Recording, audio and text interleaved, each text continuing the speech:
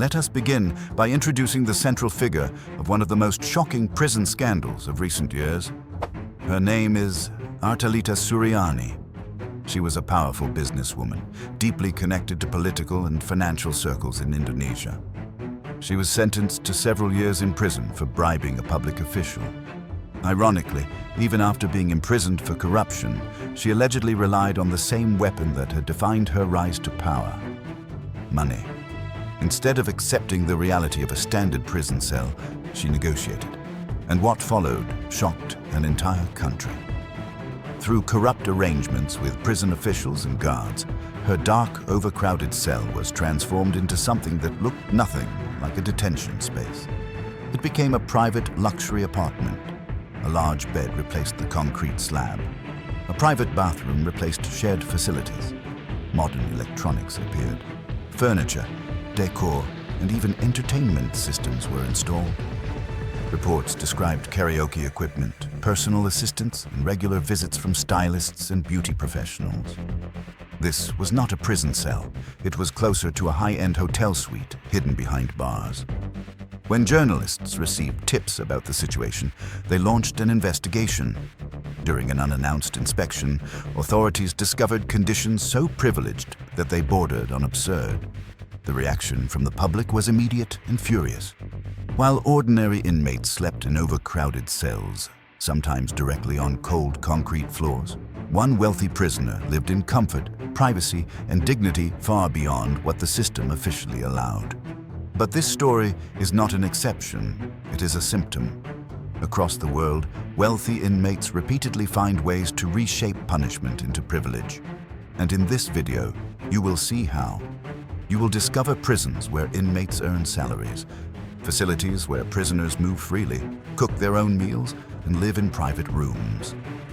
Places where millions were spent not on security, but on art, murals, architecture, and design that resemble cultural centers rather than correctional institutions. Some of these places will surprise you, others may disturb you. Welcome to luxuryLevelUp. This is luxury life behind bars. Bastøy Prison, Norway.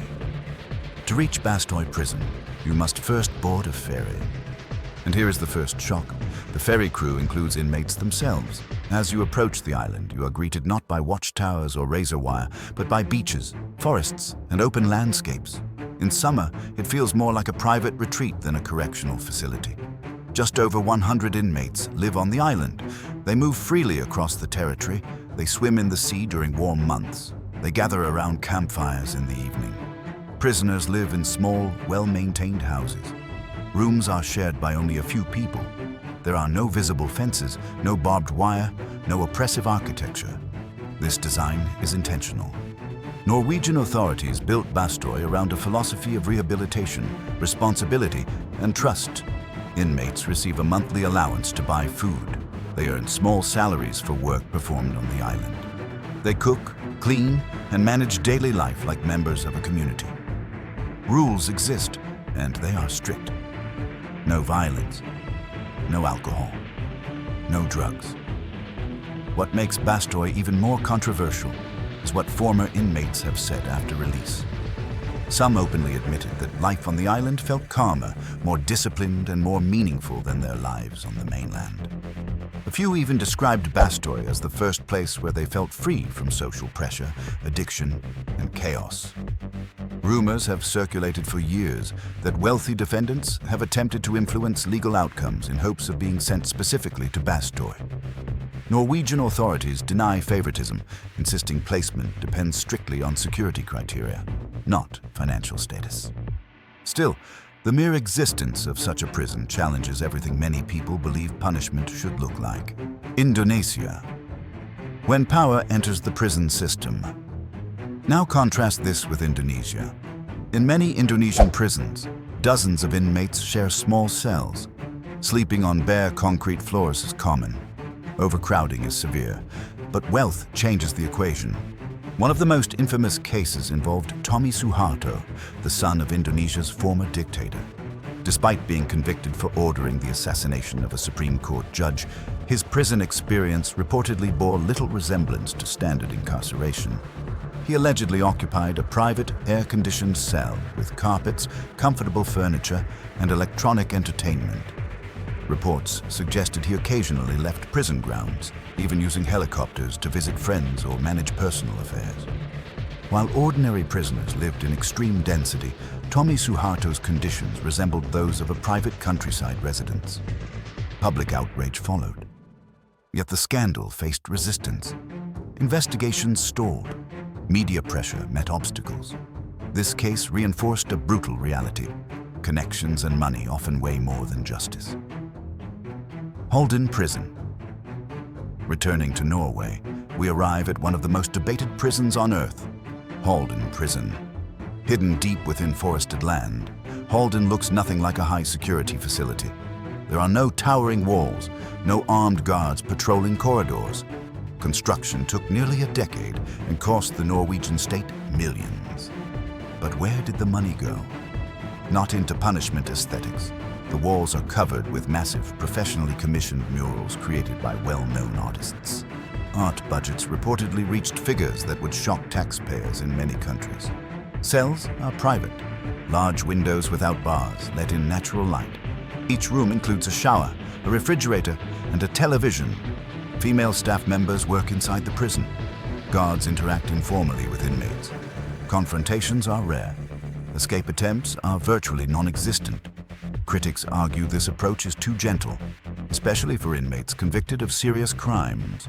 Supporters respond with data, low violence, low reoffending rates, and higher reintegration success. Rumors persist that influential figures from various countries have attempted to negotiate placement in Halden should they ever face prosecution.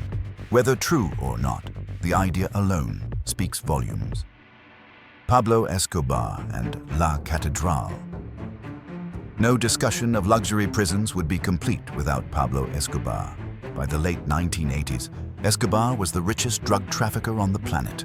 Hunted internationally, he offered Colombian authorities a deal. He would surrender on one condition. He would build and control his own prison. The government accepted. The result was La Catedral. It looked nothing like a prison. It resembled a private mountain resort. Inside were luxury bedrooms, a rotating bed, jacuzzi, football field, nightclub, bar, and even a waterfall. Escobar hosted parties, invited guests, and reportedly continued criminal operations from inside. At one point, he even held a wedding within the prison. The illusion collapsed when it was discovered that executions had taken place inside the facility. The government attempted to transfer him. Escobar escaped through a tunnel. Today, La Catedral has been converted into a monastery. But the story remains one of the most extreme examples of wealth-buying immunity disguised as imprisonment. Aranjuez Prison. Spain offers a radically different case. At Aranjuez Prison, authorities created a special unit, allowing inmates to live with their children until the age of 3. The space looks more like a family residence than a prison wing. Colorful walls, toys, cribs, strollers. Parents can care for their children daily. Some couples met, married, and raised children together inside these units. Supporters argue that children should not be punished for their parents' crimes. Critics argue the conditions are too lenient. Regardless of opinion, the model challenges the traditional concept of incarceration. La Picota, prison back to Colombia. At La Picota prison in Bogota, former Senator Juan Carlos Martinez reportedly transformed his imprisonment into a private entertainment complex. According to media reports, he expanded his cell by removing walls, hosted a 2-day birthday party with live musicians, alcohol, and guests, and created an apartment-like space within the prison. The scandal triggered national outrage. Authorities eventually transferred him to another facility, ending his privileged status. But the question remains, how many similar arrangements remain hidden? Leoben Justice Center. Finally, we arrive at Leoben Justice Center in Austria. Often described as a 5-star prison, Leoben houses non-violent offenders under a philosophy centered on dignity and reintegration. Cells resemble hotel rooms, private bathrooms, kitchenettes, televisions. There is a modern gym, sports courts, green spaces, and carefully designed interiors. Some former inmates have admitted that conditions were so comfortable that defendants sometimes tried to influence legal outcomes to be sent there. Critics see indulgence. Supporters see long-term social benefit. Across continents and systems, one pattern repeats itself. When wealth enters the prison system, punishment bends. Some buy furniture, some buy comfort, some buy freedom of movement, others buy entire prisons. The idea of equality before the law often collapses under the weight of money and influence. And as long as extreme wealth exists, these stories will continue to surface. This was Luxury Level Up. And if you want to explore more stories where luxury crosses lines it was never meant to cross, watch one of our previous episodes, already available on the channel.